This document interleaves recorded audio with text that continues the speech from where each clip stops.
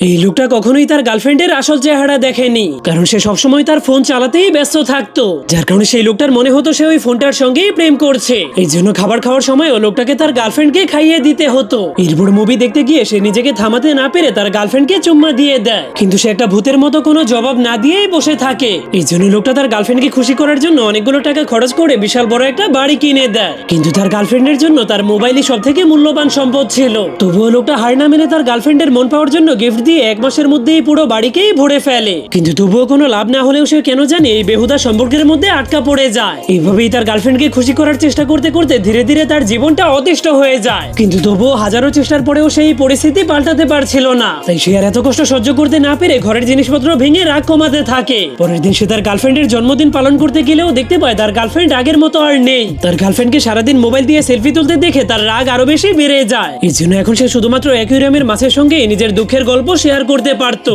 এমনকি সে পিকনিকে গিয়ে আর কোনো উপায় না পেয়ে একটা ভালুকের সঙ্গে টাইম পাস করতে শুরু করে দেয়। এইভাবেই সে তার গার্লফ্রেন্ডের উপর থেকে সকল ভরসাই হারিয়ে ফেলে। এই জন্য এখন আর মুভি দেখতে গিয়ে সে তার গার্লফ্রেন্ডকে আর চুম্মা দেওয়ারও চেষ্টা করতো না, এমনকি রেস্টুরেন্টে গিয়ে এখন আর সে কোনো খাবারই অর্ডার করতো না। এভাবেই আরেকটা শীতকাল চলে আসলেও তার গার্লফ্রেন্ড এখনো সেই মোবাইলের জগতেই ডুবে ছিল। তখনই অন্য পাশ থেকে একটা মেয়ের বই ব্রেঞ্চের উপর থেকে পড়ে গেলে সেই লোকটা তাকে জলদি করে সাহায্য করে দেয়, যার ফলে তারা একজন আরেকজনকে দেখার পর প্রথম নজরেই তাদের ভালোবাসা হয়ে যায়। তখন সেই বেহুদা সম্পর্কটাকে ভেঙে ফেলার পর অবশেষে সেই ভালোবাসাকে খুঁজে পায় যেটাকে সে এত বছর খোঁজ করছিল।